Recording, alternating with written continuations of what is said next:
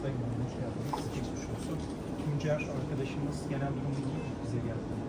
Çok ciddi anlamda ilk muayenemizde herhangi bir ciddi sıkıntısı yoktu. Sadece bel bölgesinde bir hassasiyeti vardı. Ultrasonu ve ilk değerlendirmesinde bir problem yok. Ama üst düzeyde kalır olduğu için görüntülemelerini aldık. Şu an ilk bakışta görüntülemelerinde bir sıkıntı yok. Raporlarını bekliyoruz. Mevcut tedavisinden beri birazdan gözlem odasına alacağız. Arkadaşlar tedavi yapıyorlar. İstanbul'da. Sağ ol. Geçmiş olsun. Sağ ol. Biz takip ediyoruz. Rahat olun. Geçmiş olsun. Çok muhalim iyiyiz. Sıkıntı yok.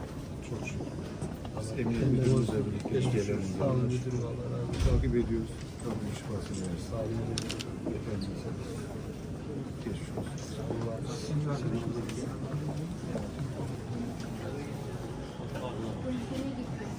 Yerinde kırık çıkık yok ama.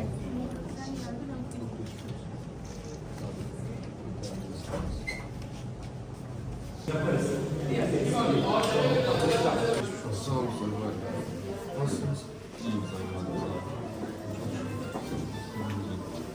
Göğüs ağrımlar. Röntgen sonuçlarını bekliyoruz. Hocam abi de ne diyor? Yok işte. İşte gözlem amacıyla. Halil Bey. Halil İlhan Bey.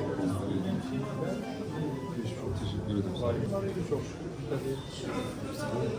büyük bir kaza atlattı. Dolayısıyla hocamlar takip edip tekrardan geçmiş olsun.